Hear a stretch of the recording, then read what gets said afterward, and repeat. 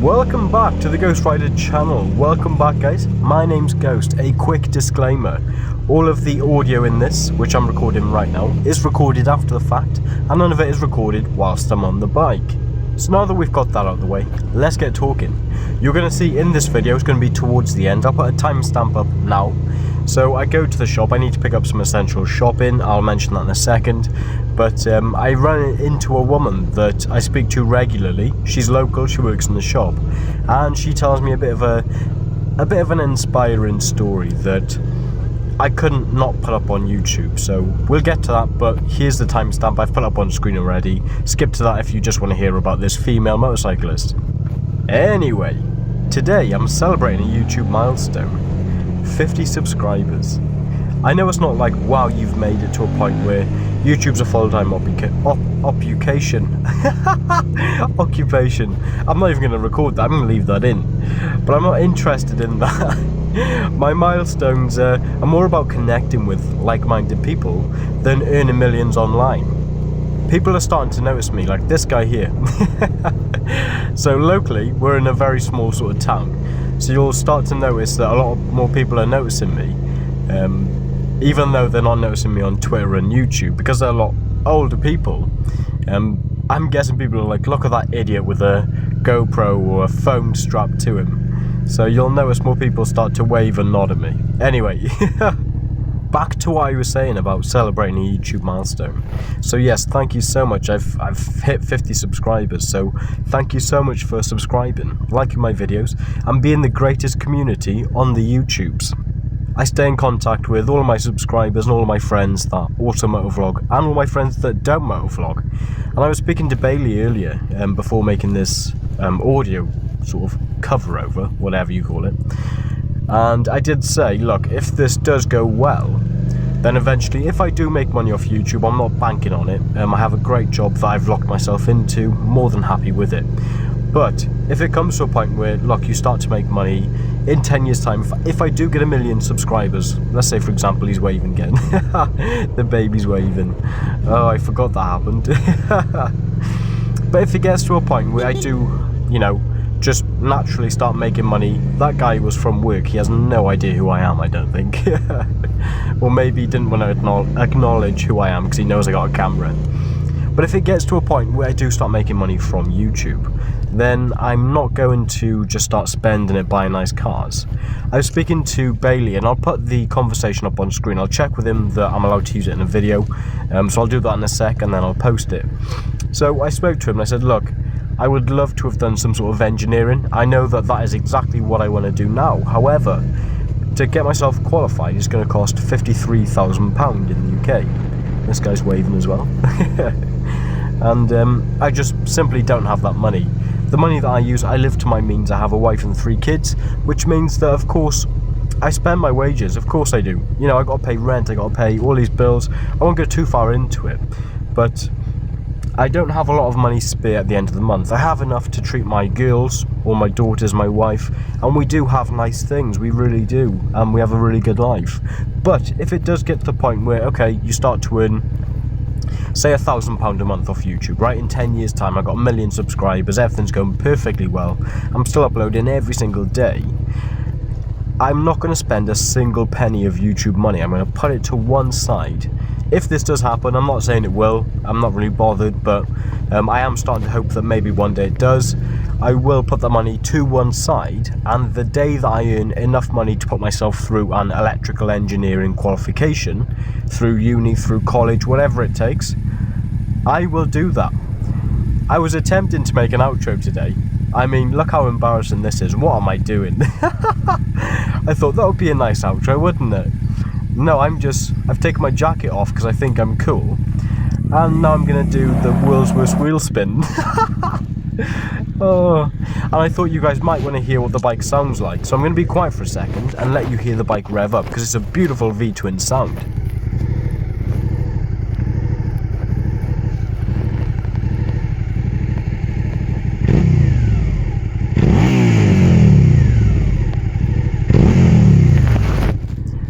The microphone didn't quite pick up how beautiful that sounds, especially when it gets really hot. The exhaust gets boiling hot and it backfires like mad and it sounds beautiful and aggressive. But yeah, that's the bike, that's the exhaust. Beautiful, I really love it. And I'll finish on a brief note just saying that if any money does come through, if I set up a Patreon, if I set up this, if I set up that, if I just set up AdSense for Google, I will put that all to one side and do electrical engineering. Now that's over and done with, let's stop talking about money. On to a much different note. So I was currently, as I was recording this video, again, not the audio, as I was on my way to pick up some shopping, some essential shopping. If you've seen my addiction video a few weeks back, then you'll know I'm on a massive health and fitness kick and on an energy drink ban. Although at time of recording this audio, I have bought an energy drink because I'm not cutting them out completely. I'm having 1 or 2 a month and it's working out very well. So yeah, I buy all my salad stuff on Sundays and prepare my food for the next 6 days. So I have every possible fruit and veg that you can imagine. I eat the most healthy, balanced diet you could possibly imagine. It costs a lot of money, but I feel so good. My energy levels are through the roof. Don't get tired after work. The pain that I'm in from my accident where I hurt my back, I won't go into that, but that's starting to feel a lot better, and I don't rely on sort of painkillers or anything like that anymore. And also, I forgot to say so far, I hope every single one of you that's watching this is doing well mentally and physically. I messaged one of my subscribers earlier, and because he always asks, hey bud, how you doing? How you feeling? How you getting on? So I messaged him off my own back earlier, and this isn't to pat myself on the back, I'm just going to mention it because I can, and I'm a bit of a narcissist, I guess, but I messaged him asking, look, are you doing okay mentally and physically? And of course he is, he's doing very well. But if you're watching this, I hope you're doing well mentally and physically. And if you're not, please feel free to comment and I will message you and we'll have a chat. I'm not a psychologist, I'm not a psychiatrist, I should say, and I won't be able to make you feel better. But if you want someone just to chat to, feel free to drop in my DMs or I'll drop into yours if you want. Ooh, I forgot. So, I've had 3 or 4 people DM me on Twitter asking me to go on the Throttle Monkeys podcast. I thought I'd give it a mention in a video to be clear. So I will absolutely join Adam and Bick on their podcast soon. I just need to find some time to get relaxed, you know? I want to give the lads some decent content with me, and on a good day. It wouldn't be fair to them for me to go on half-assed and give a unfair representation of myself and my character. And it wouldn't be unfair for them boys to, they put in a lot of effort, you know, that's extra content that they're doing aside of YouTube, you know, that's a really great idea that they're doing a podcast. But yeah, like I said, I would like to find some time to get myself in a really good mood, have a good chat with the boys, have a good representation of myself, and try and make them laugh a little bit. So that's the plan. I will go on it, I'll drop a DM to one of the boys soon, and I will get myself on the podcast, but I don't want to just go on there half-assed and get some free content, you know, for myself and get my name out there. That's not what this community is about. Time for a quick disclaimer. So I blew the lady's face, and in fact the whole next clip out of respect. She's a lovely woman who always compliments my bike. I had to include this clip because her amazingly positive attitude as a female motorcyclist truly is inspiring. As you watch this next clip, listen to the passion in her voice. I don't know. You right?